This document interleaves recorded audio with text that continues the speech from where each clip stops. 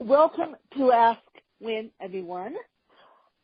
Okay, my quick programming announcement is that for those of you who have been wondering what's been up with me and why I've fallen off the face of the planet, I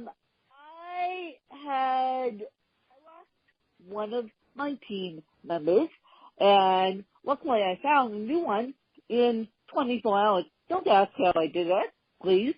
But I found another one in 24 hours, and the benefits of being a podcaster / a journalist with a physical disability, there is some downfalls to that.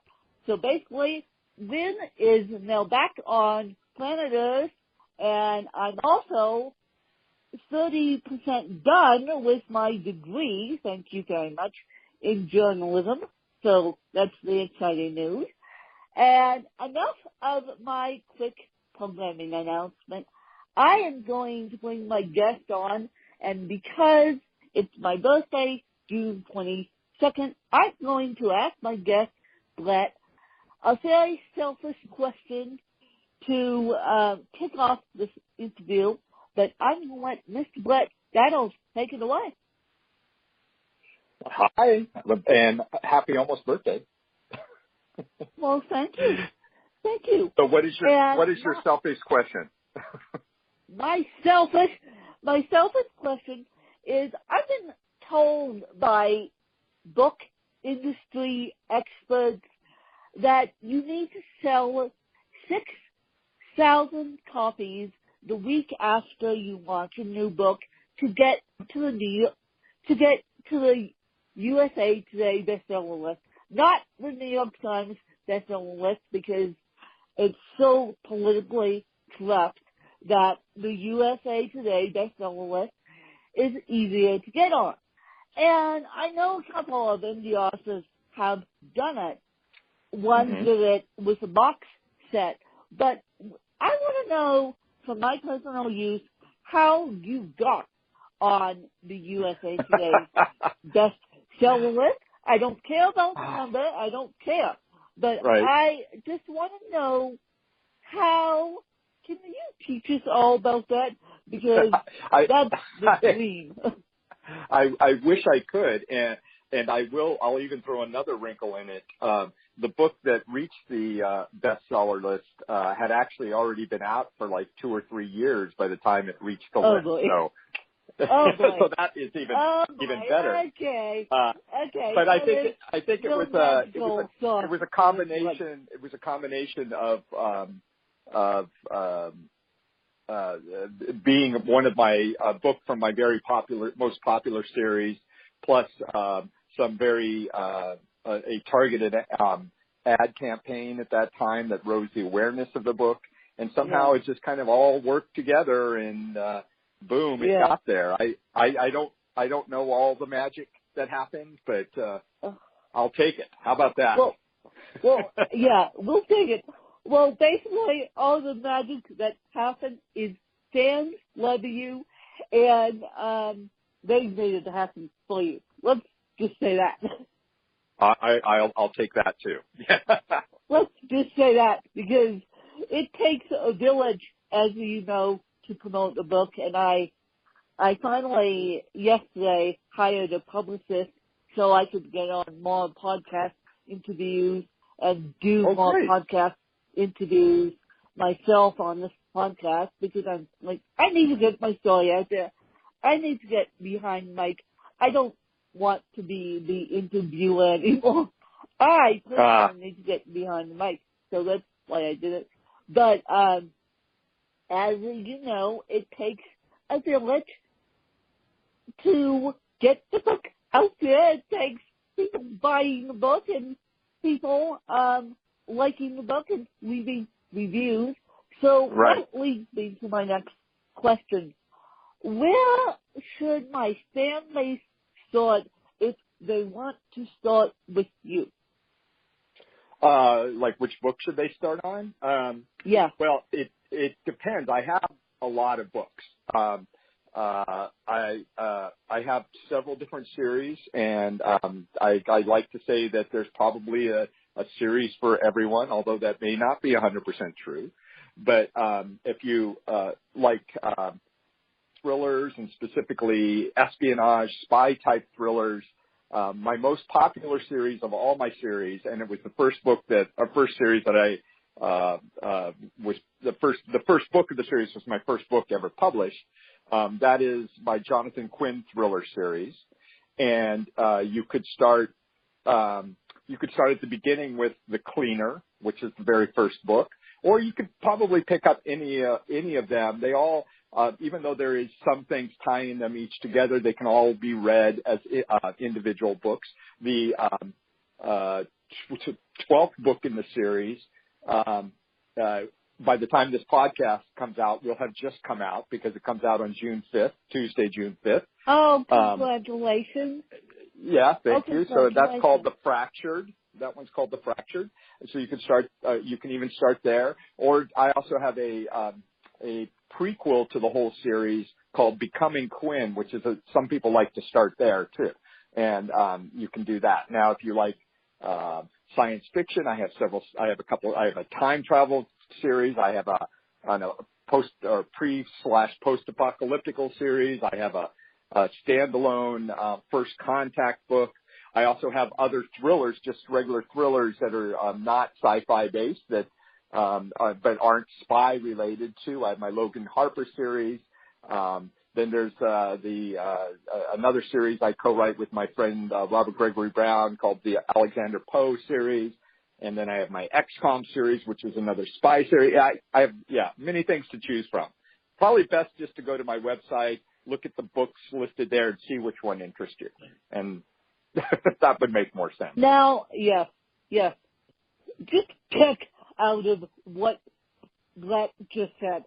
Just kick out of what Brett just said, because he's having a hard time picking his favorite child. Basically, he's having a hard time picking his favorite child, which if you asked me to pick my favorite child, I would have a hard time, because I have 8 books underneath my name. I'm working on 9 and 10 and all so on.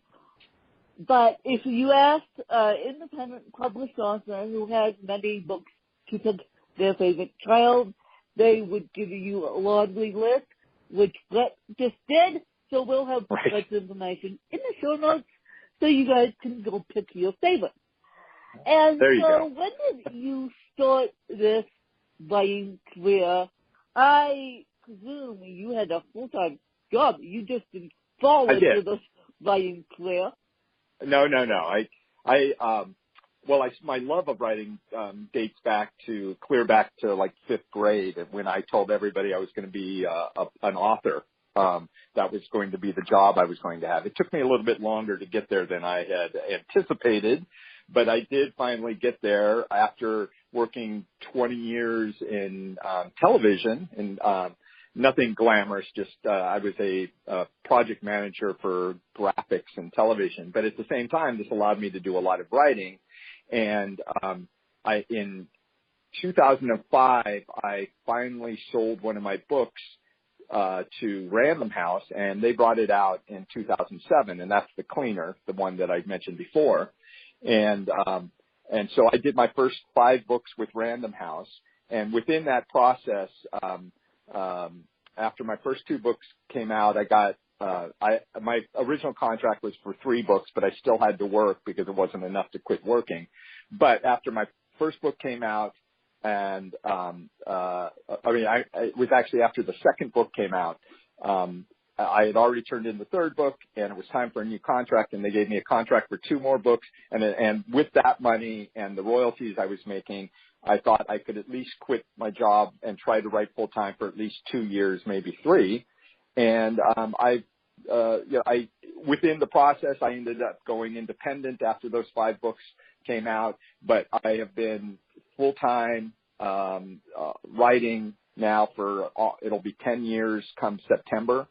and I've been published now 10 years or 11 years. So that's kind of the story of it right there in a nutshell. Well, you went traditionally published, so First, I started that way. Yeah. Well, when I started, there wasn't a lot of independent publishing. Not the same way. The ebooks hadn't. The ebook revolution really didn't start up until about 2009, 2010. Yeah. And when I was first looking to get published, I was sending my book out in 2005.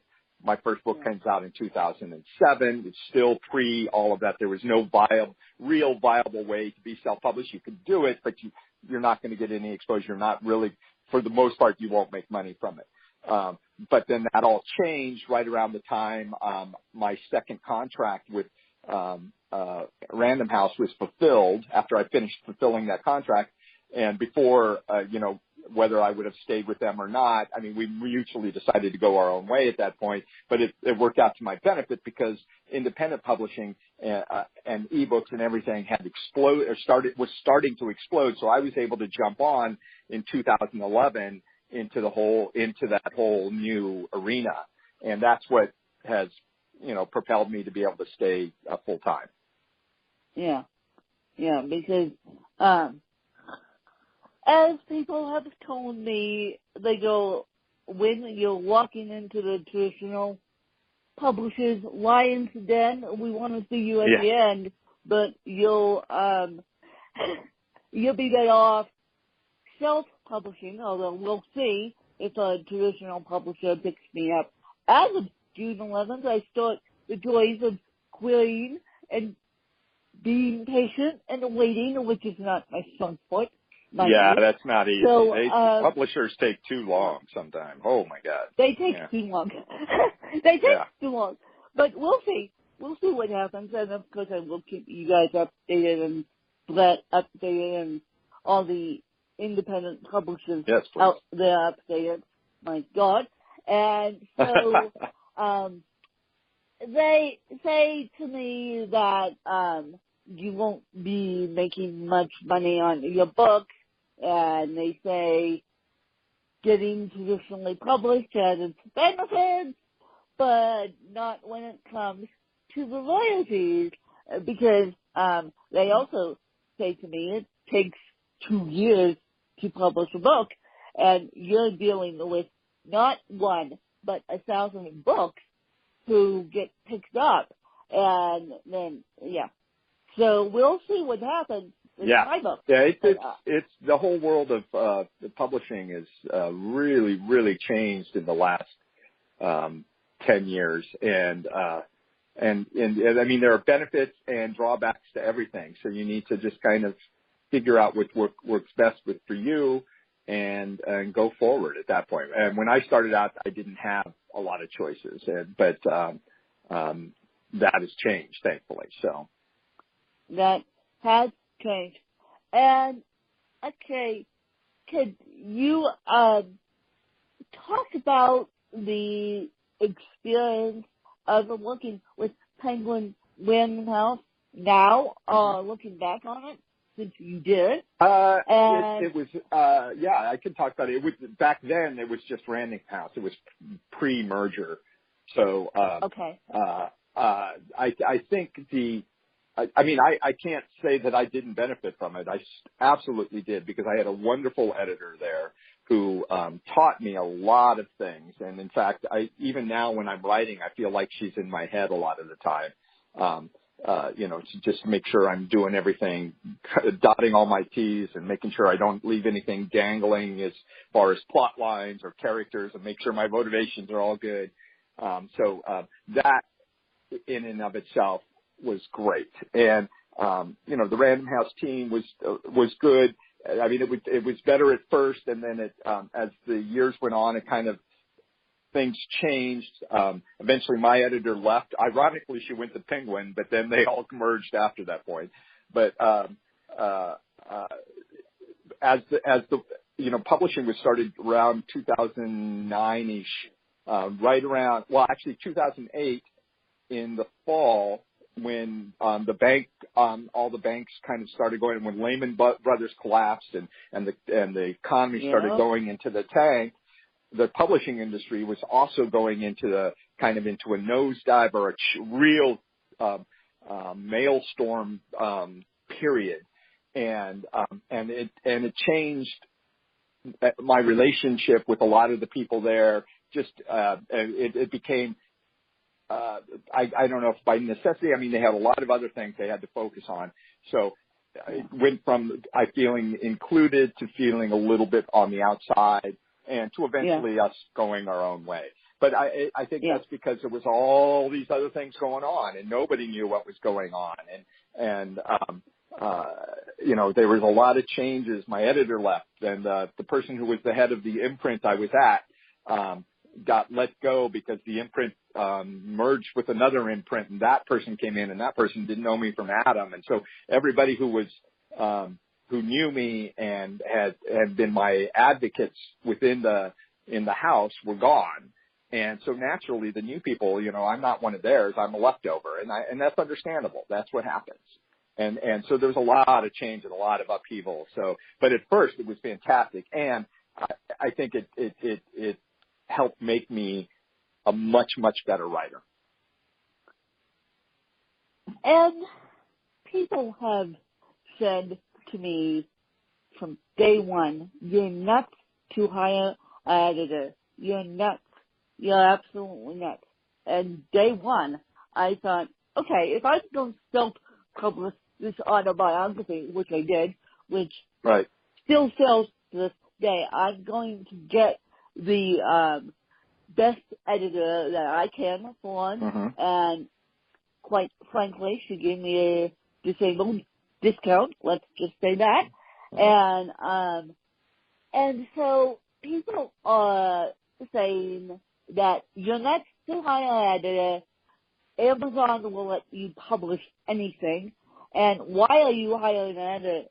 I would want to know who's saying. I'd want to know who's saying that stuff, because that is just that's stupid. That's just ridiculous, ignorant talking. Because you can publish anything, but if it's garbage, people are going to find out it's garbage, and you're going to get the reviews that say it's garbage, and because it's badly edited, and eventually it's not going to sell. Whereas if you get an editor and you do, and they help you make sure your story's tight, and you do a copy edit and a proofread to make sure everything is nice and crisp and there's no errors and everything, then you're going to get the good reviews that let that book continue to sell. Like you say, your book is still selling. It wouldn't still be selling if you didn't have somebody help you with the editing.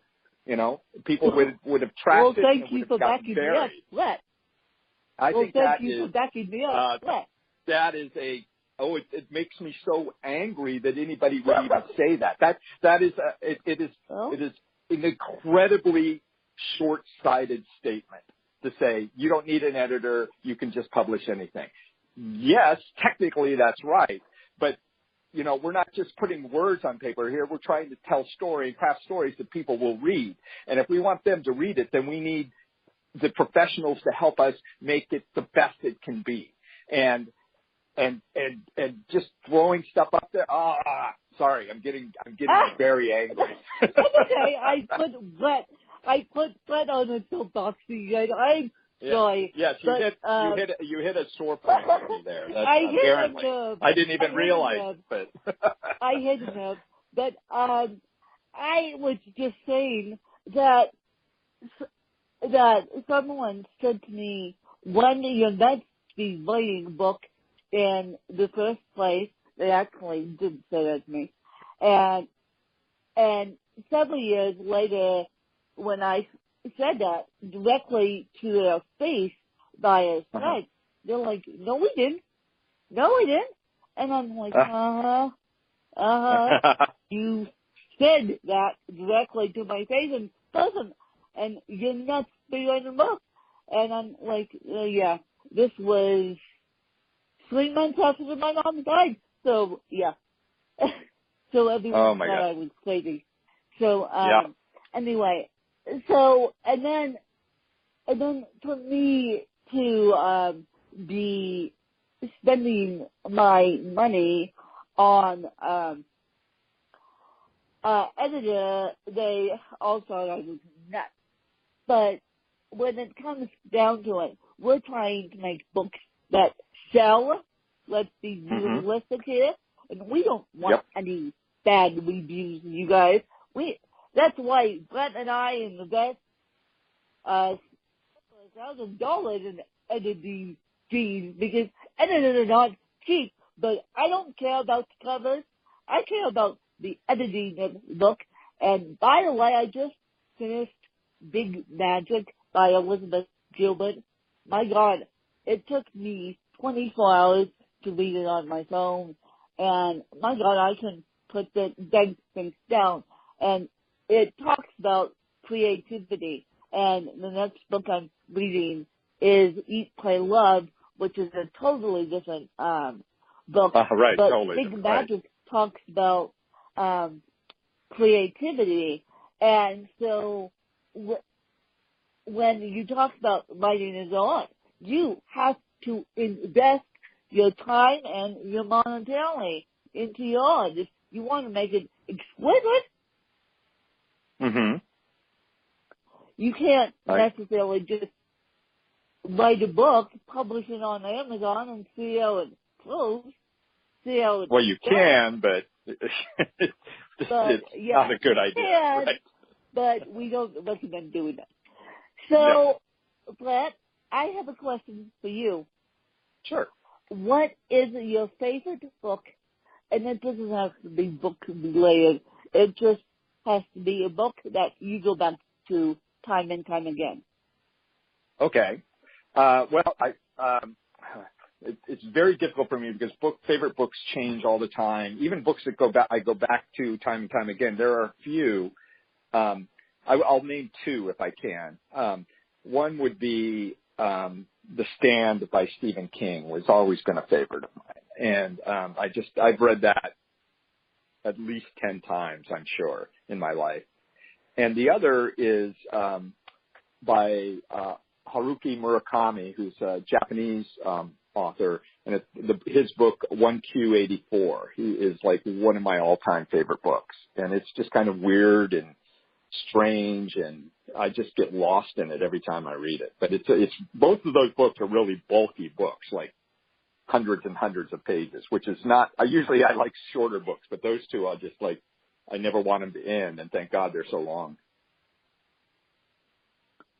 So, yeah, you're more of you don't read the genre you actually write in. I do. I don't read as much. I mean, I read beyond it. I read a lot outside of it too. Okay. Because I was going to say you don't get sick of sci-fi if you do. Yeah. I mean, I enjoy sci-fi. I enjoy thrillers. I enjoy just anything. I enjoy a good story. That's what's important to me. And so, if you had to be educated by anyone inside or outside your field, who would it be and why? Man, again, I think it would have to be more than one person, because I want a diversity of a good education is a diverse education, is one there where you're learning things from multiple sources so that you can train your own mind to make your own decisions, and you have varying opinions and varying avenues of information coming at you that you can use to really think about things. And so, I would like to have experts in all sorts of different fields. I would love to hang out with Stephen King or J.K. Rowling for a while. I would love to have learned about art and painting and whatnot from someone like, who knows, like Da Vinci or Michelangelo, although I'm sure neither one of them would have wanted to spend the time teaching somebody who isn't artistically inclined, but it would be fun just to watch them work and everything. Einstein would be interesting. Just a whole group of people, so I can't just choose one, which is totally not the question you asked. So, I sue you for another curveball. See, I got you on your soapbox, then I sue you for another curveball. But I agree. I would love to be educated by Stephen King. I would absolutely love to be educated. I saw him, what was it, 2 weeks ago on, one of the late night, Stephen Colbert. That's who I saw him on. And he has the latest and greatest book out. And of course, he was on a book tour and he was promoting that. You know, this is the first time I've seen him do a face-to-face interview. And he was a phenomenal interviewer. Oh yeah, he does a good interview. Yeah, definitely. Yeah, definitely.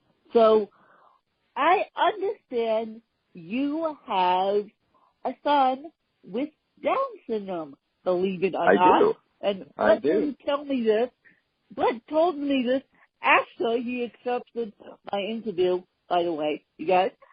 So, okay, I don't know how to phrase this question without sounding like a complete idiot, but I will. That's all right. Is he inspired by your work, or does he not care about Dad's work? Oh, I mean, as you may or may not know, there is a wide spectrum of in Down syndrome from, what do I want to say, from severe to less severe, whatever. Yeah. And my son, he's kind of in the middle. So he, communication isn't always that easy with him. And, he's a good kid, but he lives a lot of his life in his own head kind of world. I don't think he doesn't know what I do at all. He doesn't understand. Yeah. He's 22 now. He just turned 22. But he's, he just, I'm Dad and that's it. You're Dad and that's it to him. Yeah. Which is fine. It is what it is. So. Down syndrome is the same way with CP. You either get the mild version or the severe version. I happen to have moderate version of cerebral palsy. So, and that's what all my books try and focus on, even though I'm a young adult novelist. And I try to make all my characters have disabilities. Even Down syndrome got thrown in there at one point. And because I want to raise awareness for those who can't speak, basically. Those who can't speak and are disabled, I want to be the one raising awareness. And I think that's really important. I mean, I touch on it in some of my books.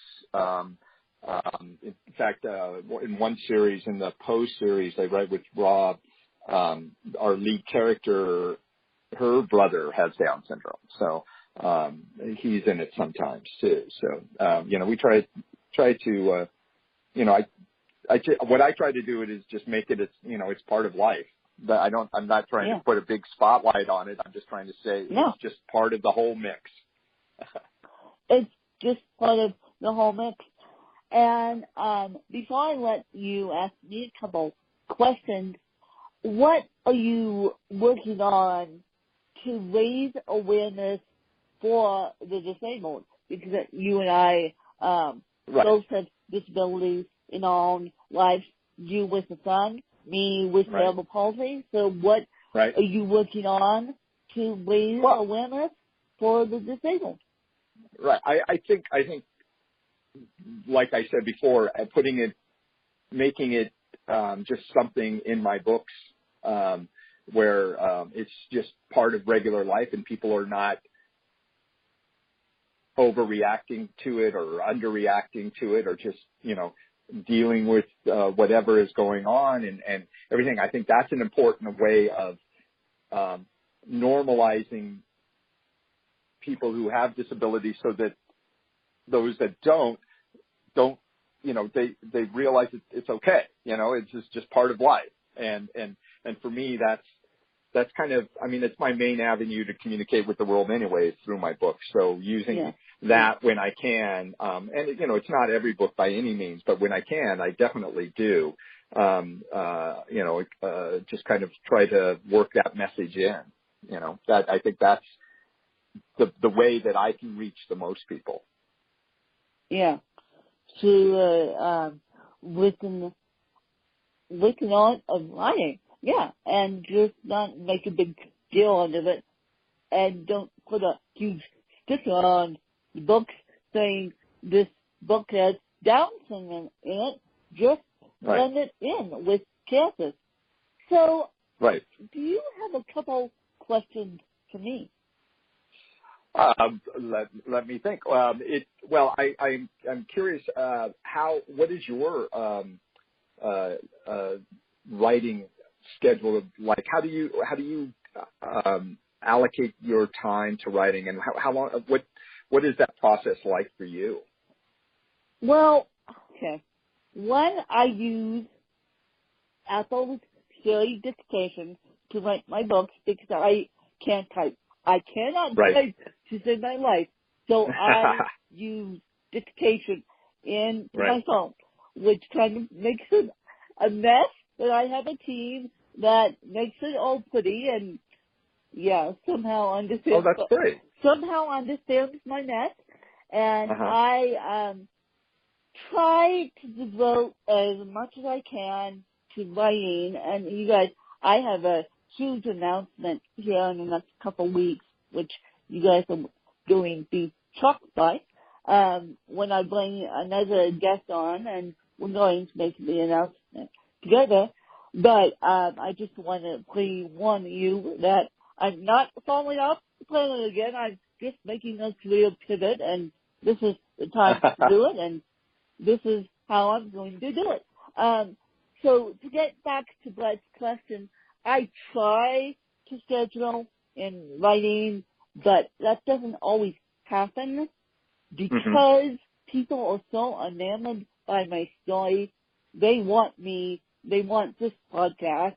And so some days I have to say, can people shut up about wanting me? I need to write. I need to create content. And so, right. Yeah, I try to devote a full day, if possible, either Tuesday or Thursday to it. And so I try my hardest to devote, but I typically write at 6:30 a.m. when I get the most quiet in my life. Yeah, I agree with you. To write. Sometimes you gotta do what you have to do. I'm not I'm up at 6:30. I'll have breakfast and I'll write. But sometimes you have to do what you have to do. You definitely do.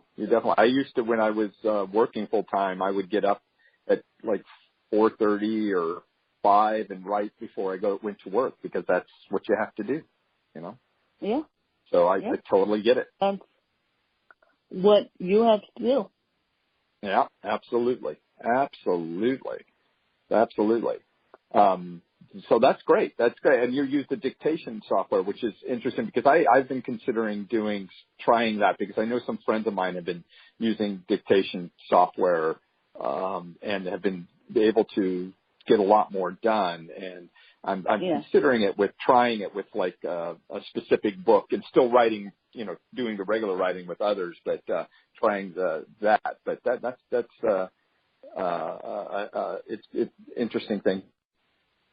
I'm actually coming out with a book. It's supposedly coming out in September, hopefully on September 11th, if I can get my act together, about how I do it, you guys. It's going to be called Smiling Dictation, or Smile Dictation, and that's going to be teaching all you guys, disabled or not, how I write books, because I picked this up before it became a trend, quite frankly. Right. I was trying to get these words out of my head, and I'm like, how am I supposed to do this when I have a physical disability? And so, yeah. Yeah, I think that's great. Yeah. So, Brett, I appreciate your time. I know it's early out on No, the it's not West too bad. Coast. I know it's early. And so, we'll have all of Brett's information in the show notes. And where can all your books be found? I know they're on Amazon. I know Yep. they may be somewhere floating around on these e-readers now. Yep. Mostly Amazon, but you can definitely find hardcovers on BarnesandNoble.com, and I think maybe even Kobo. And some of my ebooks are on those, but all of my books are on Amazon for sure. And you can find out information at my website. That'll about the books and whatnot there. And this is my last PSA. Please, please, please, please, please leave a review for Brett and I and everyone else out there who works so hard on book writing, because all that does is help with the Amazon algorithms. So if you go pick up I Come a Win, which is my book, if you go pick up any of Brett's books, please, please, please, please, please leave a review, because all that does is help with Amazon and makes us very happy, because we get a bigger paycheck out of it. Let's be honest. And there you we go. don't get our paychecks from Amazon until the end of the month. So we would like a bigger paycheck out of it. Let's be honest. So if you guys want to do that, please, please, please, please, please do that. Even with the Stephen King book, please leave a review. Even though he's published by a big publisher, it still helps him with his paycheck, and he gets a smaller paycheck than we do, believe it or not. And so please leave reviews for all your favorite authors, because all that does is makes Amazon's job easier to have all books appear in newsletters and get more eyeballs on the craft of writing. And I'll always be a big champion for the independent publishers, but I'm also a big champion for the traditional publishers. I don't know if you guys notice that, but since I'm going to be trying to traditionally publish, and I will start my championship now for the big publishers, and that's what's going to help us all. And so thank you, Brett, for coming on and sharing. Thank you for having me. And I hope you guys enjoyed another fabulous episode. Thanks to you guys.